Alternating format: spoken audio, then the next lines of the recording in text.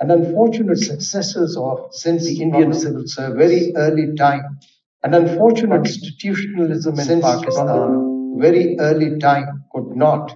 Constitutionalism in Pakistan progress could not because of interventions by those progress because of had no right by those to govern the country who but had no right even amongst those elitist but classes even amongst those elitists was a very different kind of a person. He was a people's man. Was a very different kind of a person. He died at a young age at the age of 48, a people's met a road accident. But by that young age, at the age of 48, he had served in two provinces as chief secretary. But by that time, and also as a federal secretary, he had served in two provinces, which is a very rare distinction. And also as a federal secretary, makes it him different, a very rare distinction to all other. But what others who have served him at different that time, a civil servant, other bureaucrat, others who have served is never remembered by name. A civil servant or a bureaucrat, even today, is never remembered more than 40 years of his wherever he served. He is remembered even today after more than 40 years of his death because he did. He is remembered, conduct himself as a and leader. Respected because that he was a civil servant, conduct himself as a ruler, as a civil servant. He knew that he was a civil servant. He had to serve them as a civil servant. And though he's my father, but this is something which is very important for me. Because though he's my father, great pride. This is something he served, which is very important for me because it gives me great pride. Today, after more than 40 years in Balochistan, whenever I go to Balochistan, today after more than 40 years that you are whenever I go to Balochistan, and every person tells pride. And that you are son of our benefactor. Similarly, my mother was a very, very dynamic, and that is what I felt. And she was a leader. Similarly, my mother was very, very dynamic. After when my father died, and she was a leader. She was the one who brought us up. After when my father died, she was the one who brought us up. That what and if today at that time, if you had an option, that one of your parents had at that time, who would you had an option? And one of your parents had to be taken. Who would you opt for to take care of us? My mother wanted. So I would want my mother because of my take care of us. Father being in civil service. Because of my was born in Chitral, being in one of the remotest places in the northwest frontier. Was born in Chitral. I studied in various places in the northwest frontier, very far-flung areas as well. I studied in various schools, northwest in very far-flung areas as well. So I studied in northwest Pakistan, I studied in Zob, I studied in Gilgit, ultimately I studied in Peshawar, I studied in so I was fortunate, you see, and ultimately because ended up I was exposed. So I was fortunate, you see, to the real Pakistan. Because, and also in I was exposed. So I'm very fortunate to the real Pakistan. And also a wonderful child. So and I learned very fortunate because I had of a wonderful child and getting to know. And I learned a lot. So many people in such of different studying and getting to know areas. So many people, what I am, such different, whatever I am today, areas. I am. So that is only what I am, and whatever I am today, I am only and only because of my mother. When I was researching for this talk, I learned that your mother was in Parliament and that your father had exhibited opposition to the 1977 martial law, and he was removed from office because of that. Could you speak a little to that and tell us what that is? Well, fortunately, that opportunity could not be availed by the then usurper General Ziaul. But the differences between my father and him, they started when my Zulfikar Ali Bhutto had imprisoned Baloch leaders. So after a while, he realized his mistake, and he wanted to mend the ways with them. But he wanted a way out of that. So he selected my father. He had trust in my father's abilities as an administrator. So the first condition that my father placed before him was that he would only go to Balochistan if he can assure him that there would be no interference in his work. So that is when, and this is something a matter of record, because Zulfikar Ali Bhutto mentioned this in one of his applications filed in the Supreme Court, that he convened a meeting with my father and General Ziaul. That didn't go well, but General Ziaul Haq had no option but to succumb to what Zulfikar Ali Bhutto, the then Prime Minister, decided. So his grievance was that he could not interfere in the affairs of Balochistan as long as my father served there. And that is why the people of that province still today remember him, and I feel proud of that. No, absolutely is something to be very, very proud of. I can only imagine the impact that such a strong person can have on your mind and on your view towards the law and the rule. So when did you read law? When did you get into the legal profession and study law? Well, from the very beginning, I was passionate about the profession. I don't know, probably because of my uncle, who was a judge of the Supreme Court, and he was one of the judges who was on the bench that decided Zulfikar Ali Bhutto's case, and he was the one of the three dissenting judges. And then he was hounded out of the country. Probably he inspired me, but from the very beginning, I was passionate about the profession of law. But when I did my law, my father had passed away. So probably I looked for a shortcut and took my civil services exam. But I couldn't find that service according to my temperament. So I resigned and then rejoined the legal profession. And is it before that you read law at Cambridge, or was it after?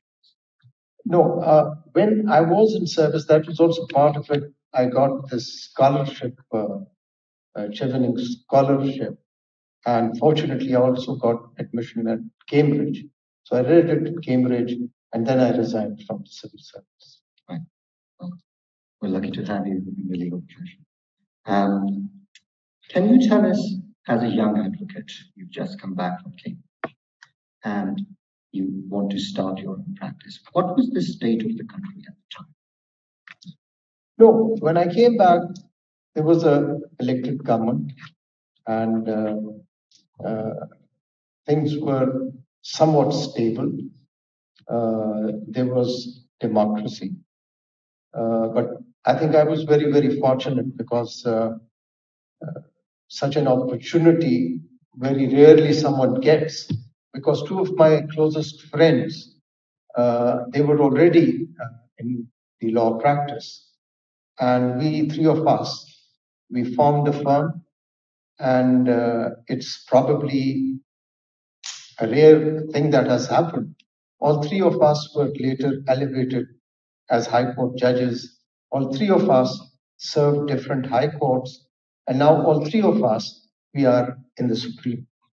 Absolutely. It is remarkable. It is remarkable. It is something that all lawyers are about, especially the name of the firm was Athar Minallah. Now that is the Justices of the Supreme Court of Pakistan. And two of them are going to be Chief Justice one day, which is just absolutely remarkable. But during your legal practice, you've lived through times when there were elected governments and when there were dictatorship. Can you talk about how your overview of constitutionalism, your outlook towards the law would change in those different regimes? And that's a very interesting question, you see. On 12th of October 1999, the elected Prime Minister was removed, the parliament was dissolved, which couldn't have been dissolved, not at least by the chief of army staff. And it was martial law that was imposed. So it was very, very disturbing. That was a time that when I decided not to practice. But after a few months, since the unconstitutional act had to be legitimized and the assistance of the Supreme Court was required.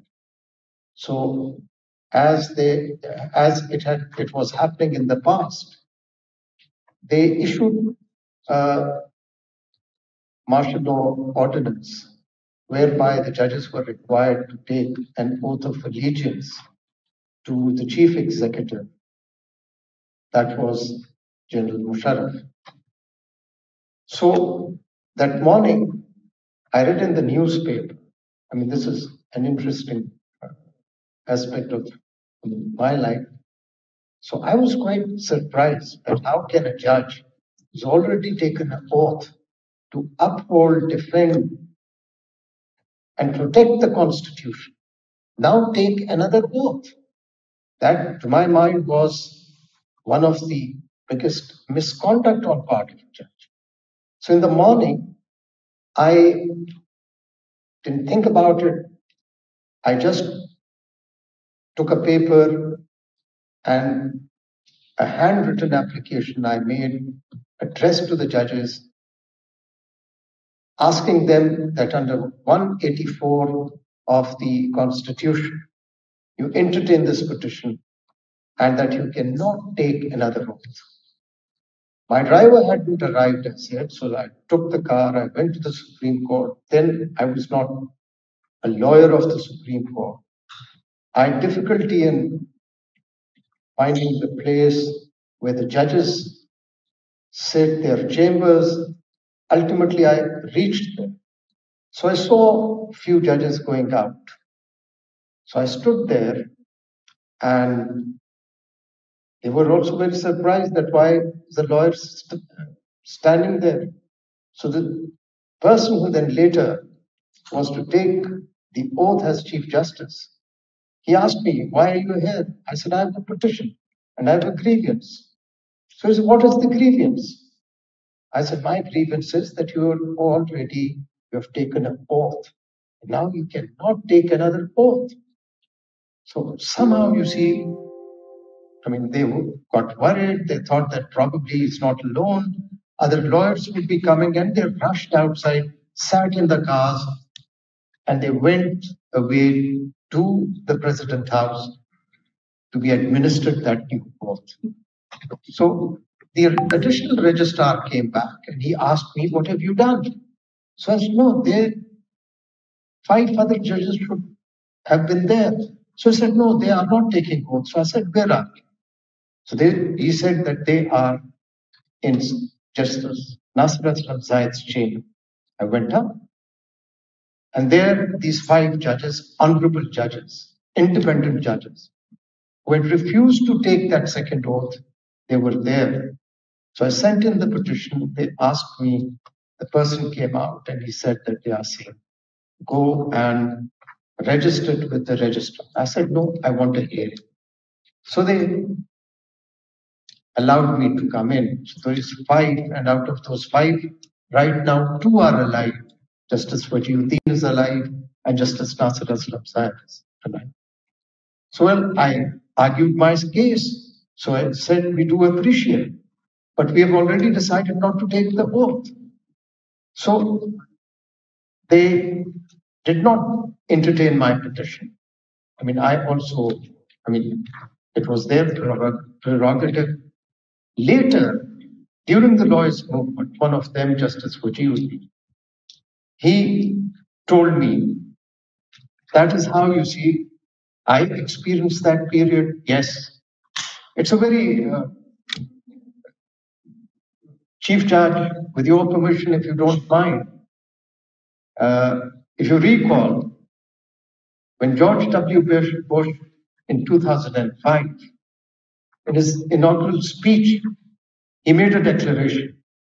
He made a declaration that the United States would support democratic movements around the world and that they would not support any oppressor, nor they would ignore any oppressor, and that they would not forgive any oppressor. But I can't blame anyone because every nation has its own priorities and national interests. But probably George W. Bush forgot about his declaration and gave a red carpet treatment to General Pervez Musharraf. And things then changed. And that also changed. You see, the reason why I'm saying this is that the people of Pakistan are extremely resilient. They have struggled, they have resisted unconstitutionalism, they have resisted authoritarian rules for the last 76 years. But it becomes more difficult for them. It becomes more challenging when the outside world endorses the unconstitutional authoritarian regimes in these countries and in the developing world. It only makes it difficult.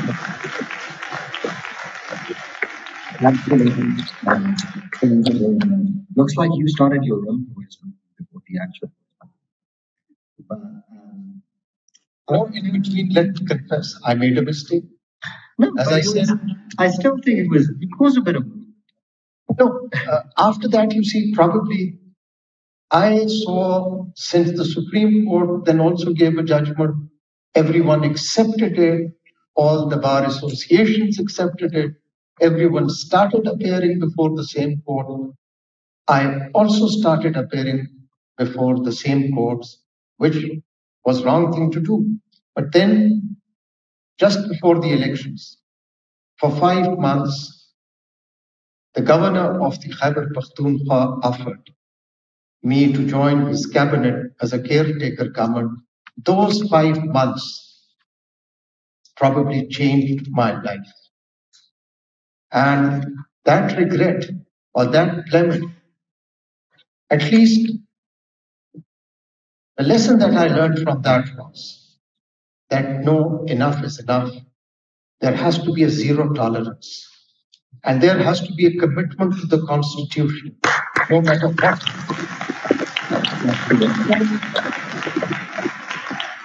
It was that commitment that changed my life. And then after that, I joined the lawyers movement, and then my life was different. And this is a great segue to the lawyers. Can you tell us a little bit about what your role was to conduct the court? What was going on? How you became involved? And what happened? This is very interesting. The way Chief Justice Chaudhary used to conduct the court before the lawyers movement, somehow I was critical of that. I had no contact with him. I didn't know him. And on the 9th of March, since there was a very prolonged authoritarian rule of Pervez Musharraf, so on 9th of March, when the Chief Justice was detained in the Army House, and then he was suspended, not only suspended, for me, it was not Iftikhar Mohammad Chaudhary. For me, it was that constitutional office of the Chief Justice. It was the question of independence of judiciary. It was not the individual. And I felt bad. And I said, as I had learned a lesson in my life, so I didn't know what to do. The lawyer organization took 2 days to take the decision. But the same evening, I wanted to register my protest. The Chief Justice was brought back to his house and detained there by the law enforcement agencies. For me, again, it was not the individual. It was the institution, it was the independence of judiciary that was undermined in such a blatant unconstitutional manner. So that night I didn't know what to do. So I probably had thought of doing something very drastic. So I have a mentor in my life who was one of my partners, my very dear friend, and who's in the Supreme Court, Justice Yahya Afridi. So he knew that I'm going to do something drastic. So he said, no, what you should do is file a petition. And I'll also be one of the petitioners. So I filed that evening on 9th of March a petition of habeas corpus. And it is paradoxical because if you go through my petition, it says to the Supreme Court that your Chief Justice is in illegal detention in the colony where all the judges reside. And I need a writ of habeas corpus. And our lawyer was our third partner, Justice Mansoor Ali Shah. So that petition, first, I went, they were not entertaining on the 10th of March. And I was all alone. I tried my best. Then I really asked them that I want to see the acting Chief Justice. So the registrar gave it back to me with 12 objections. So we had to file an appeal. That appeal was never fixed, and that petition was never taken up by the Supreme Court. And the most strange thing was that this was a petition for the Chief Justice of Pakistan, who was detained by the law enforcing authority within the Supreme Court judicial colony, and all the judges could see the premises from their residences as well. But that petition, he remained in that illegal detention till the 16th of March, but it was never taken up. So that is where I started I was not in the lawyers, I never participated in the bar politics. This was, I thought it was my duty as a lawyer to take up the issue because it was the issue of independence of judiciary. And that is how I joined, and then somehow Chief Justice Athar Chaudhry, he sent a message to me, but that I will leave for my memoirs, would not disclose it now. I'm sure he's very grateful. But for those in the audience that don't know that time, don't know about the lawyers' movement, it was a very dark period in Pakistan's history. Although it was supposed to be a peaceful protest, many lawyers lost their lives. So, Justice Minallah, didn't you fear for your life? Well, you see, I don't know. When I look back, and even at that time, I was optimistic. And why I was optimistic? It was a movement of the people. Those people who we call them the have-nots, who have no access to justice, who cannot afford justice, and who have always yearned for rule of law. But it was the most optimistic aspect was that it was a movement of young lawyers and the young people. And I saw students from Harvard taking leave only to be part of that movement. I saw the idealism of the youth of Pakistan. And I saw that change in Pakistan for the first time. And as you said, 90 people lost their lives in that movement. They sacrificed their lives. Many were arrested. And again, I would say very fortunately that I was arrested as well and spent some very memorable and good time in the overcrowded prison of Adiala. But that gave me an opportunity to see for myself. Now, when I was the Chief Justice, I received a letter from one of the inmates of Adiala prison explaining to me the horrific conditions within the prison to which I myself was a witness. So I converted his petition into a constitutional petition and then rendered a judgment on the rights of the prisoners and what their rights were and what were the duties. And that also then gave me an opportunity to visit Adiala prison along with all my judges several times. So yes, the lawyers' movement was a great movement, but it never ended there. What let me admit that after restoration, the restored judiciary let down those young people. The jurisprudence that developed after that was not the jurisprudence which was in conformity with the goals of that lawyers' movement. That lawyers' movement was not for the restoration of judges or the Chief Justice.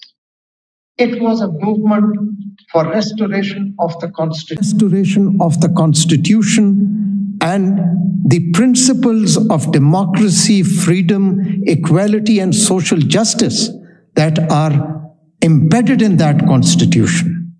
But what happened after that? Let me confess, the Memogate case was not a case which should have been taken up by the Supreme Court. It was encroachment upon the domain of the executive. One of our ambassadors, a dignitary, was declared by the Supreme Court as a traitor.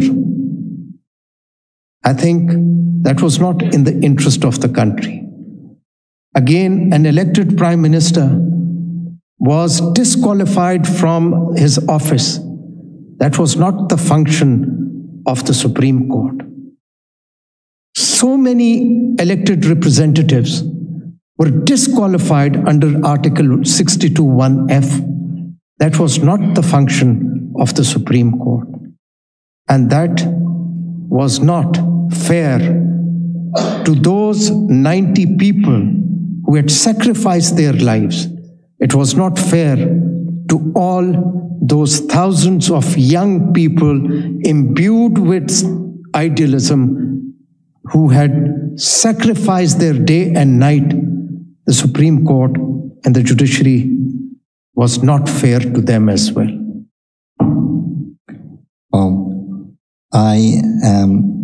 It's a pleasure and honor to hear somebody being this honest. This is something we hear in the news and we talk about it, but it's just, the honesty is just really remarkable and really captivating. But I will get to all of that in a second. Now I want to move to a happier topic. And there's as Judge Wilson mentioned, there's an elephant in the room. And I want the audience to know this story about this very happy elephant which is now in Cambodia, I believe, because of you. Can you please tell us the story of the elephant and what happened there? It's very interesting because in the Islamabad High Court, I don't take credit for that, but I give the credit to my judges that were elevated, that Islamabad High Court emerged as an independent court.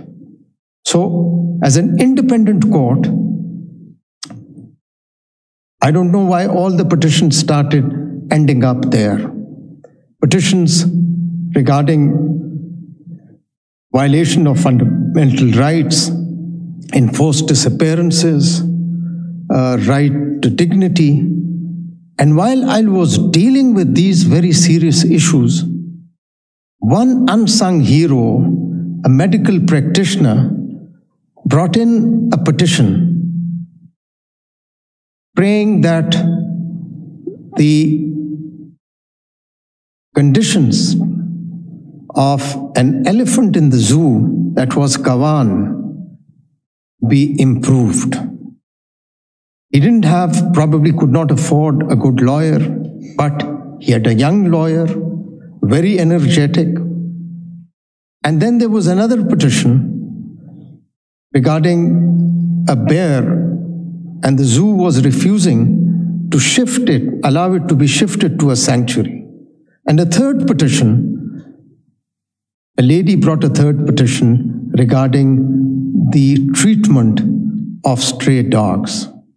So this was amidst those very serious issues.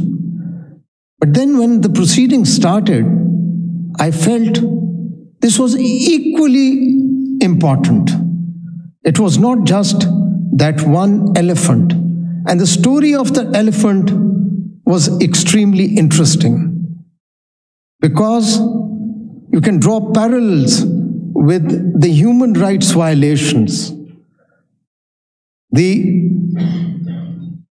usurper, General Ziaul Haq, at the very height of his authoritarian rule, his daughter wished to have a baby elephant.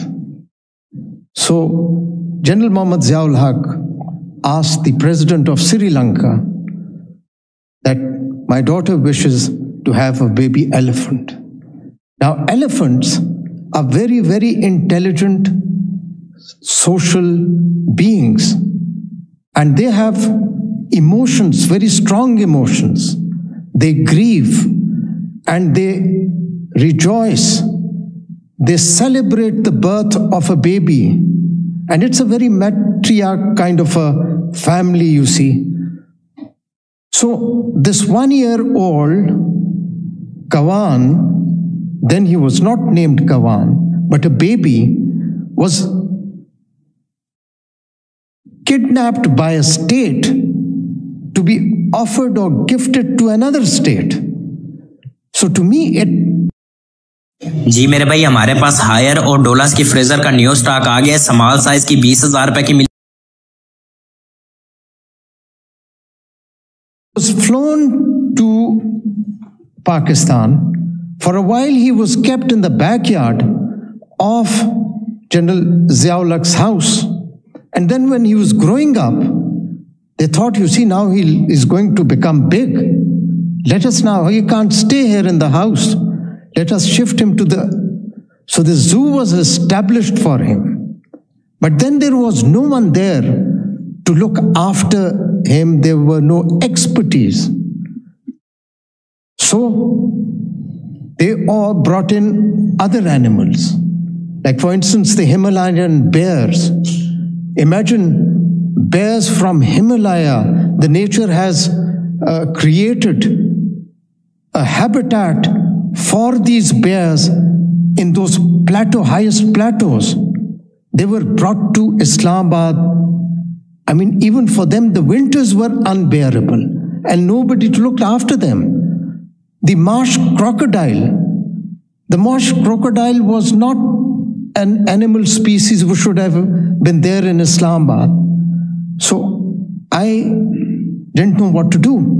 I thought, you see, this is as serious as the human rights violation. So, and I looked at the prayers that were sought. I said, even the prayers are not the way I'm looking at it. So what I did was I appointed the Worldwide Fund, Pakistan, as an amicus. To my shock and horror, the amicus brief that they submitted, they said, well, we can improve the conditions. So for me, there was a very, very different kind of thing that, I mean, it was bothering me. Why it was bothering me? I'd read about Otabanga, I'd read about Sergei Batman, and I hope you all must be knowing about Otabanga. Not very long ago, only in 1906, Otabanga was a Congolese native. He was brought here in the United States and he was placed in the zoological gardens, which is also known as the Bronx Zoo. And he was then caged along with the monkeys as a human exhibit. What happened with him? I mean, imagine there was a time when humans treated humans as non-human animals. That Otabanga wanted to go back.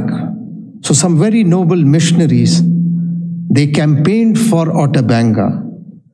He got the release and he was longing to go back to his native place where nature had given him birth. But then the World War started, he couldn't go back, and he ultimately took his life. Likewise, Sergei Batman was a South African. She was abducted from South Africa and taken to London to be displayed as a human exhibit. From 1800 till 1950, there were human zoos across Europe up to New York. And imagine today the seat of human rights, Geneva, also not very long ago hosted human zoos. So that is what we have been doing to humans. In this very great country, there was a time when humans could not travel together in the same bus. They could not study together. So, I mean, that troubled me. I said, how can these are also non-human breathing beings? They have to have their rights. But then I looked around all the jurisprudence of the world. There was no jurisprudence which recognized their rights, except very limited extent in Argentina and Ecuador. But that too at a very extent. So my colleague, I discussed with him, he said, again, you see, my fellow brother judge. So he said, are you mad? Are you going to shut down the zoo? What are children and grandchildren going to do? So I said, why not put our children and grandchildren in these cages and allow people, let them be exhibits as well. And imagine what happens to an animal in the zoo when outside people are staring at him, at that animal species. That is violation of that animal right and animal beings' right to dignity as well. So I had to find a way out. So then I realized that when the United Nations Declaration for Human Rights was being drafted, I wanted to know how did they come with this idea that humans have rights? Do they have rights only because they are humans? Or is there some other intrinsic value which gives them those rights? So I realized that a dead human does not have rights. So why does a living human, a breathing human, whether that's an infant or a comatose or any person on a ventilator, why do they have? So there was another very big difficulty. I read about the jurisprudence. With great respect, the Chief Justice, though he dissented, was about Happy the elephant in Bronx Zoo.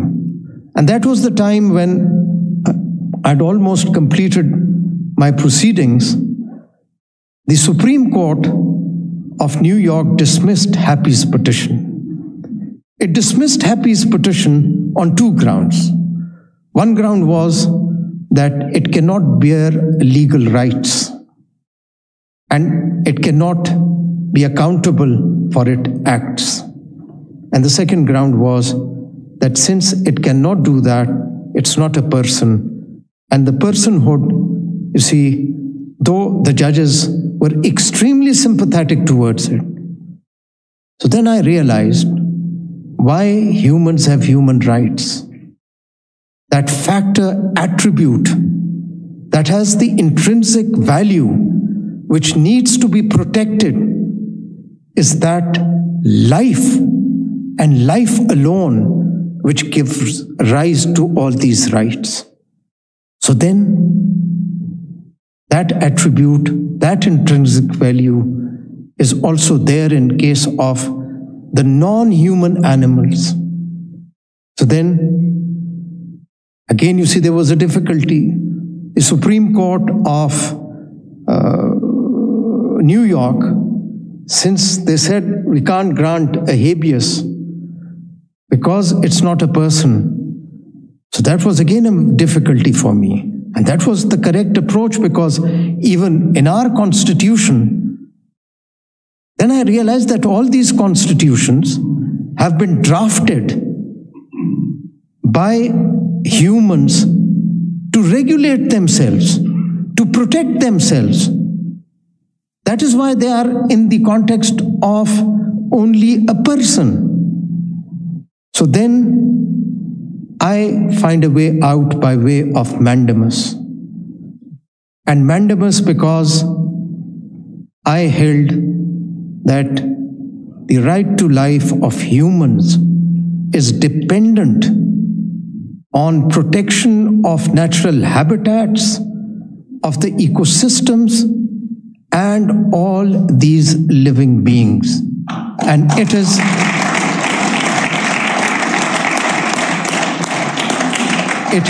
the state's responsibility. So once I held that each one of those 900 non-human species in Marghazar Zoo, when I recognized their rights, then I issued a writ to the government to shift them to sanctuaries.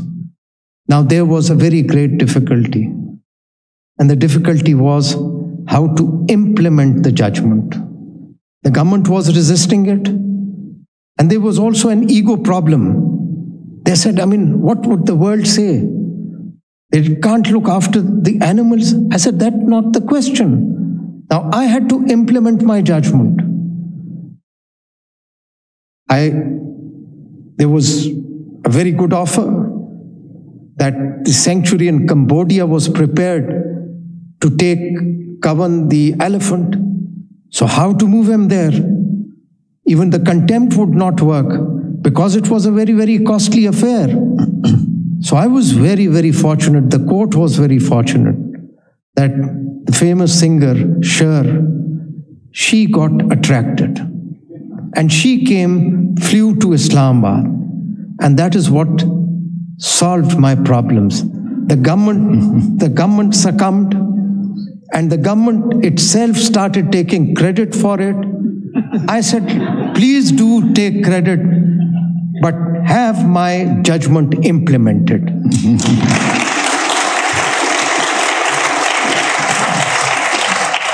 I think everybody in this Sorry, room... It has never happened that anywhere in any jurisdiction that the rights of non-human animals are recognized.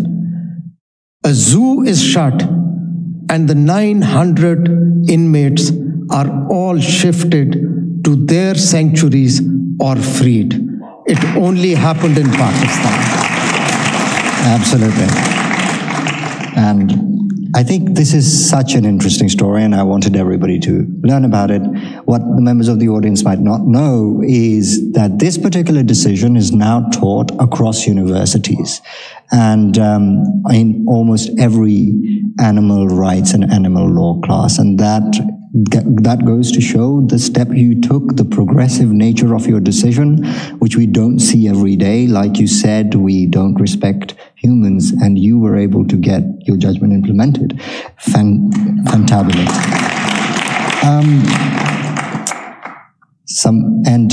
Now I think I want to segue back into the topic of the day. And you've joined the judiciary, you come to the bench, and now because the Islamabad High Court, where Justice Minallah was a judge, is a constitutional post, you are the protector of the Constitution. So how did you view your role as a judge when you first started? I think for a judge, the starting point or the commitment is the oath that we take before we enter upon the office. That's a commitment to the people, and that is a commitment made to Allah. And that the wordings of each word of that oath has a sanctity. And that is the guarantee for independence of the judiciary and for being an independent judge. If you take an oath that you would fiercely adjudicate whatever matter comes before you, and that you would not favor anyone, you would not fear anyone, and that you will defend, uphold, and protect the Constitution, that is it. Now it depends, you see. Everyone takes oath. How an oath is violated, for me, it is inconceivable. But yes, oaths are violated. Every bureaucrat takes an oath. The armed forces take oath. The judges take oath. If only the oath was upheld and there was commitment with every word of the oath, the judiciary would be independent. There is no doubt about it. Absolutely. But we've seen from your elephant example that it is so difficult for judgments to get implemented in Pakistan. So as a judge, how would you view your role in upholding the rule of law? Because I think an element of the rule of law is also implementation. Well, I've served 4 years as the Chief Justice of the High Court, and then for 5 years as a judge. I've never experienced that any authority has even attempted not to implement my judgment. This was a different case because it was a complex case, and animals, you see, in any case, they are not valued the way the humans are valued. And then you see the cost was involved and the court couldn't afford the cost. And if the government had said that, sorry, we don't have the money, I mean, it would have been very difficult, but otherwise. It all depends on the judge, you see, his conduct as a judge throughout his career. That is what, I mean, if people have confidence in a judge, and if the authorities know that the judge does not tolerate things that are not legal, they don't even attempt to violate the judgment or refuse the judgment to be implemented. because then the judge knows how to have his judgment implemented. If a judge cannot implement the judgment, that is probably undermining the independence of judiciary and rule of law. Every judgment has to be implemented, and it is the duty of the judge to have the judgments implemented. Otherwise, the authority of judiciary as an institution is eroded. Absolutely. But there is also an element there of the judgment being worth implementation. The Supreme Court of Pakistan has upheld martial laws, and those judgments were implemented. So could you speak to that a little bit, that when it comes to the rule of law, what is the Supreme Court's role? I mean, this is a very unflattering issue, you see. But we cannot erase the facts from history books. Yes, the Supreme Court's role has been what it should not have been. The Supreme Court has no authority to legitimize any unconstitutional act, let alone abrogation of the Constitution. The Supreme Court is the creation of the Constitution itself. And when the Constitution is violated, and if the Supreme Court fails in its obligation to protect and defend the Constitution, in my opinion, the judges are committing misconduct and they must be proceeded against.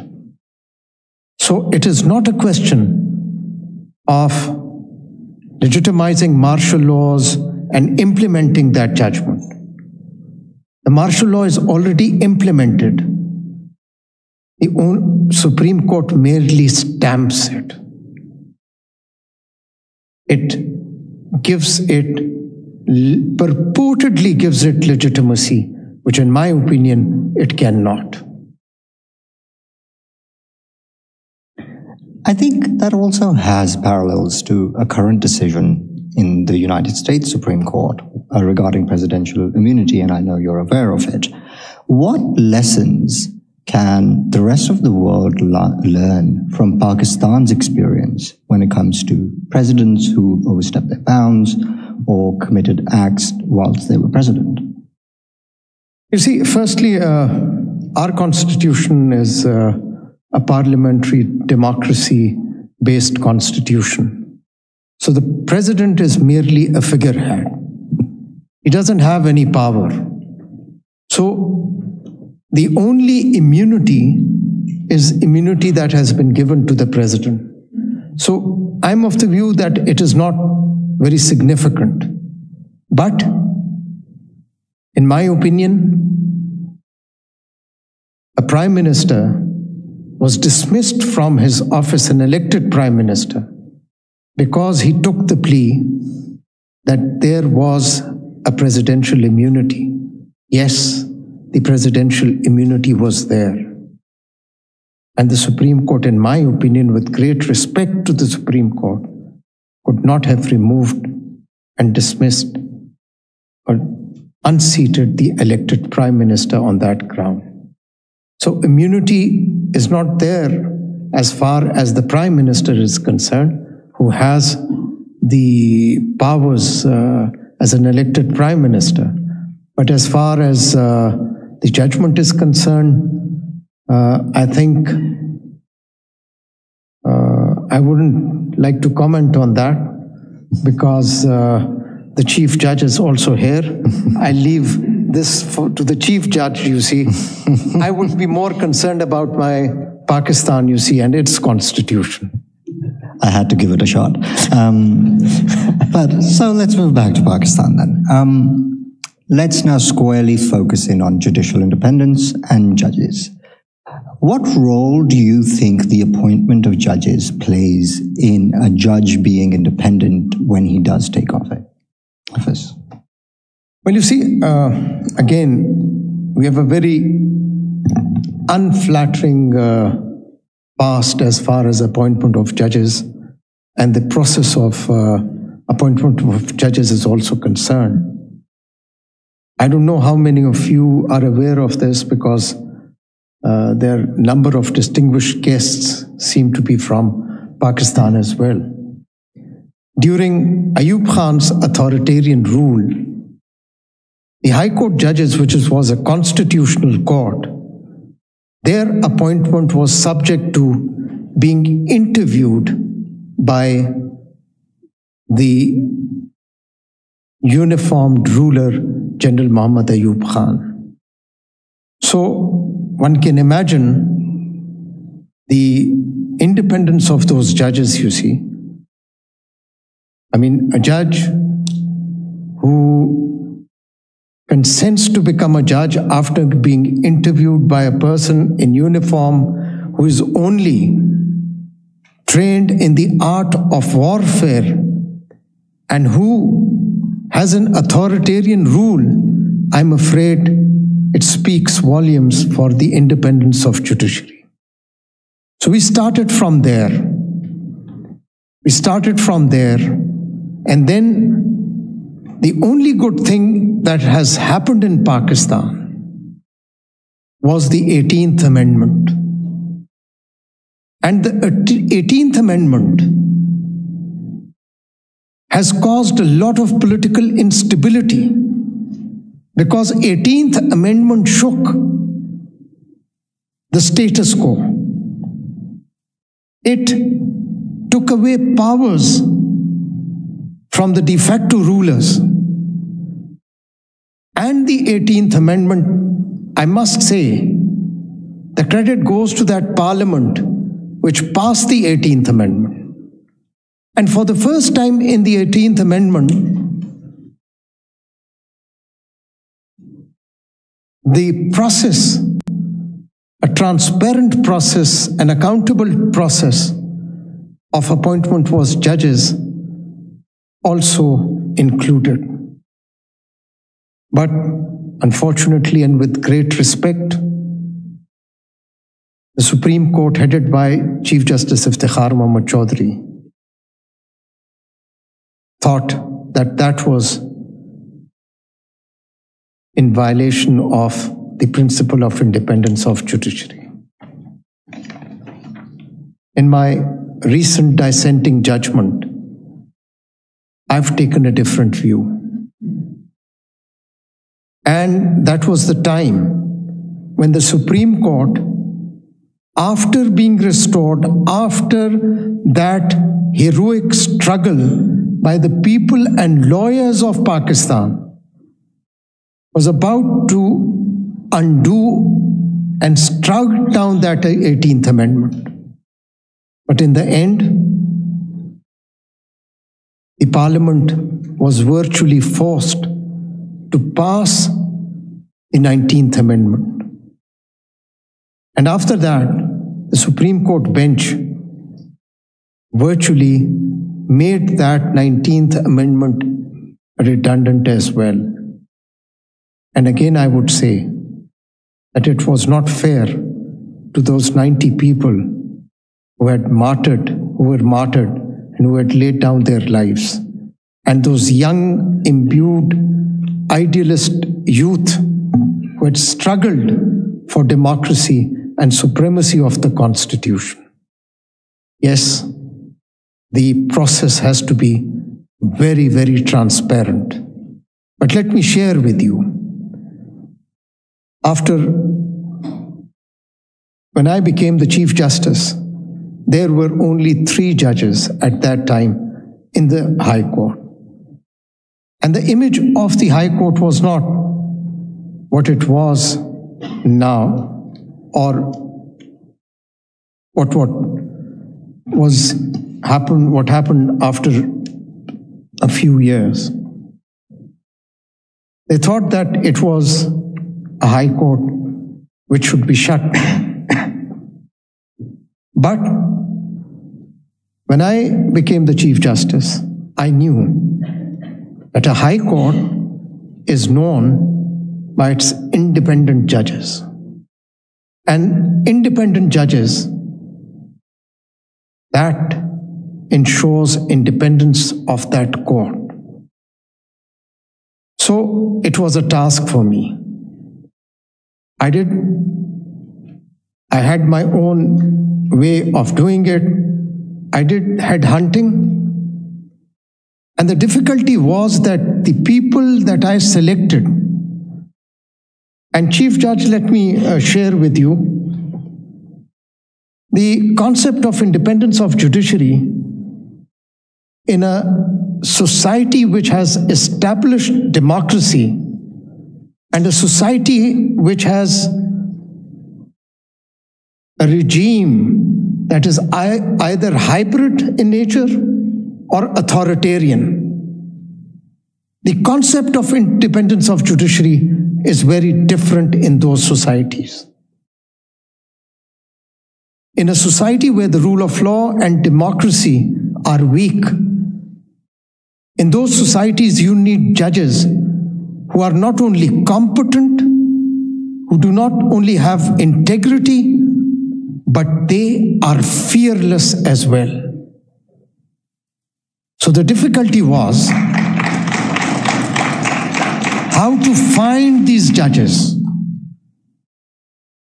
So the judges that I identified, the difficulty then was they were not willing to become judges because they were so independent. They were, their practices, you see, they were making a lot of money. So how to convince them? In one case, it took me 3 years only to convince him. The other, I took 2 years to convince him. Now let me share something with you as well. When their names were recommended for elevation to the Judicial Commission, though no one doubted their integrity, no one doubted their competence, but because of their fearlessness and because of their progressive thoughts, the system started resisting. And there was such a resistance that even the then elected Prime Minister attempted to resist those appointments, not realizing that every Prime Minister who is in office forgets that one day he would be out of office and would require independent judiciary and independent judges. As long as they are in office, they forget this. But when they are on the wrong side of the powers, then they realize how important it is to have independent judges. So I can say with confidence that the judges elevated to the Islamabad High Court, only time will tell. The Chief Judge mentioned about the 6 judges who had written the letter. 5 out of them were identified, headhunted, and recommended by me.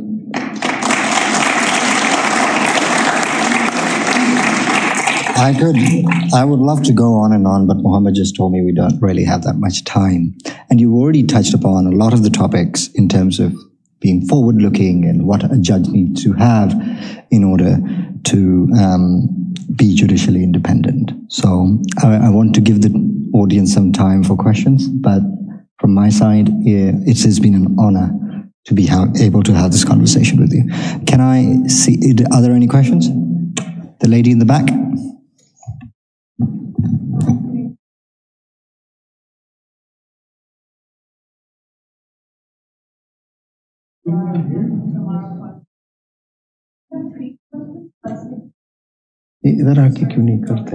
They can't hear her. Okay. Why don't you come here? Probably everyone can hear you then. Good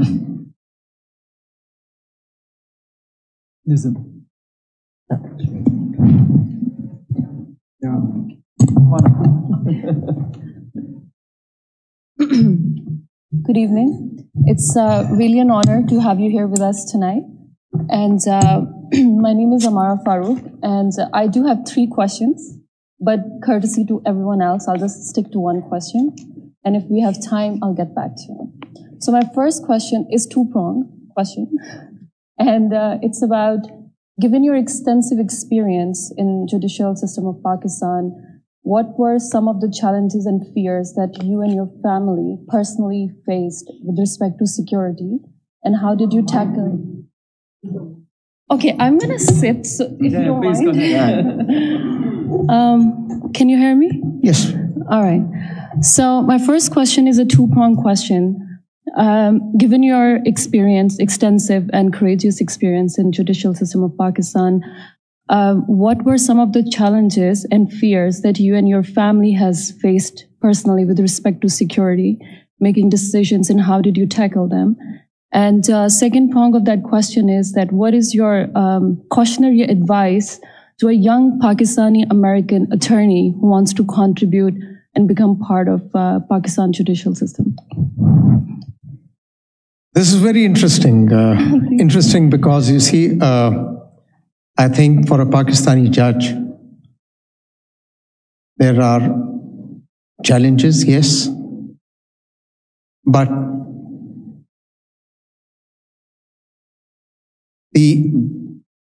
a judge is blessed when the family supports him.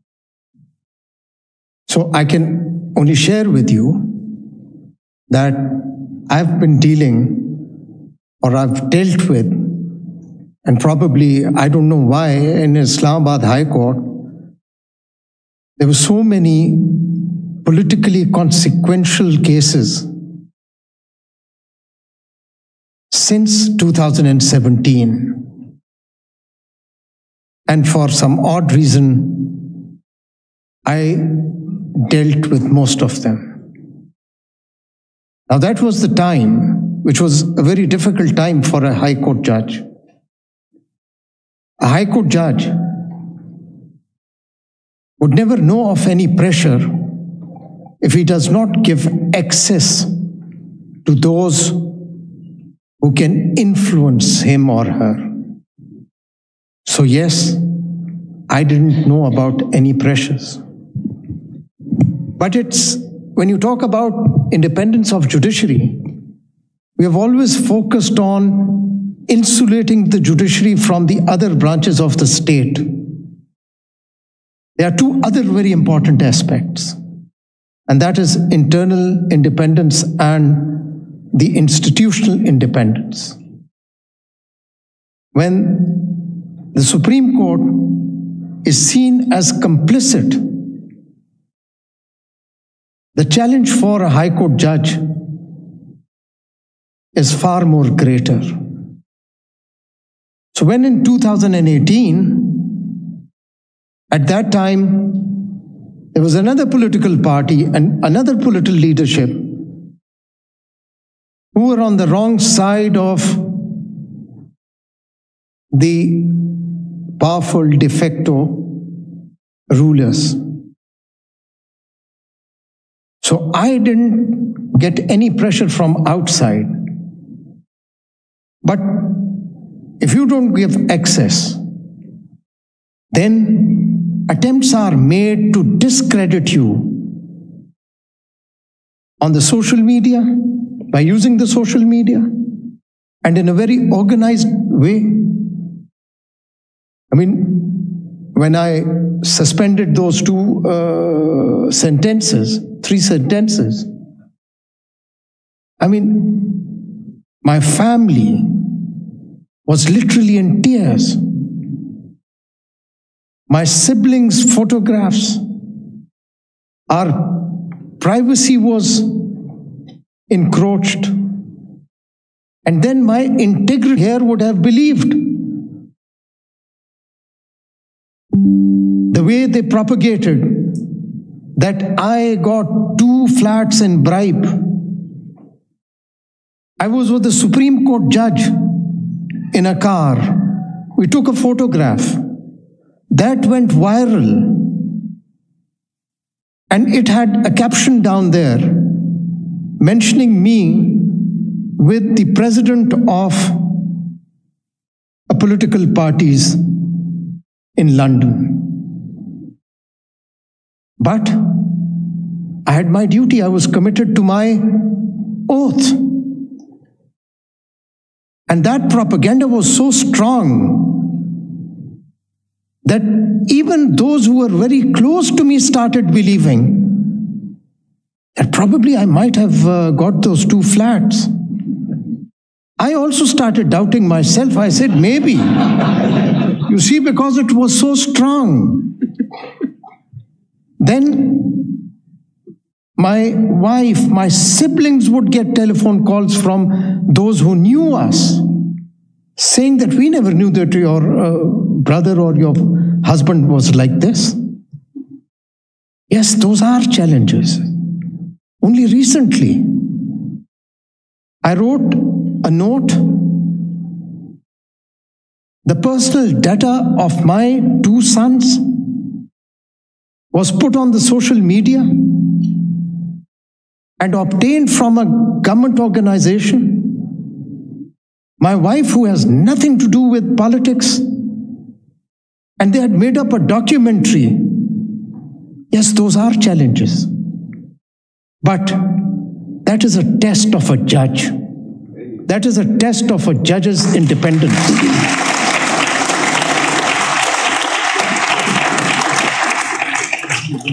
But the wonderful thing is that those who used to propagate against me till 2022, things all of a sudden changed.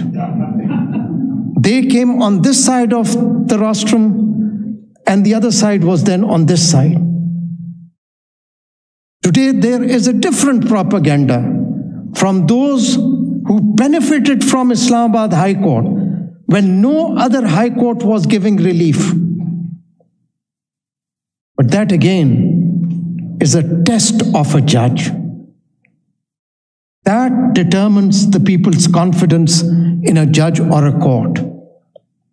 And a judge must not be afraid of criticism. Yes, it hurts when the integrity is doubted or aspersions are cast on the integrity. It does hurt. When I was leaving, I was told about this August gathering. I mean, so many things were said, but I've always believed in one thing. It is the truth that always comes out and always prevails. A judge has taken an oath. He or she must be prepared for these challenges. Yes, momentarily, it affects the family members. It does. But then, if they are supportive, that is the greatest blessing of a judge. I hope that answers my question. Okay, thank you very much. I can only take one more question. Yes, thank you very much. We really appreciate Honorable... Well, you had a mic all the time. Yeah. Honorable Judge's time. We really honor and appreciate your judgment to strengthen the Constitution and democracy in Pakistan. But my question is, your Honorable Court opened the your court on 9th of April very late. Can you answer why? And there are petitions of Ashad Sharif in Supreme Court of his gruesome killing, and the ex-Prime Minister of Pakistan, Imran Khan, is asking Judicial Commission on 9th. Can you, why the Supreme Court is not listening those petitions? Can you explain to us, please? Thank you. You have asked me this question about opening the court at night. Midnight. Yes. Right? It is a political narrative. I know about that. But what do you know about the Islamabad High Court? The day I took over, the next day, what was the first circular that was issued by me? Do you know that? Somehow, yes, I read about that in Dawn. What is that circular? I want to know from you. You believed the political narrative, but you never, you see, you also doubted my integrity by believing a narrative without knowing the facts. So let me tell you, and probably it's an opportunity to tell you and tell all those who have believed in this false narrative. And no other high court has ever done that. The day I took over, the next day I issued and that is on record. I believed that Islamabad High Court was a constitutional court, and it was its duty to remain open for 24 hours. But in the same circular, I had prescribed the procedure that anyone, no matter what time, wants to file a petition, would call the number. That petition would come to me. If the High Court would always open, the lights would open, because the staff would go to attend to that matter, whether that was 3 a.m., that was 4 a.m. And that circular is still on record.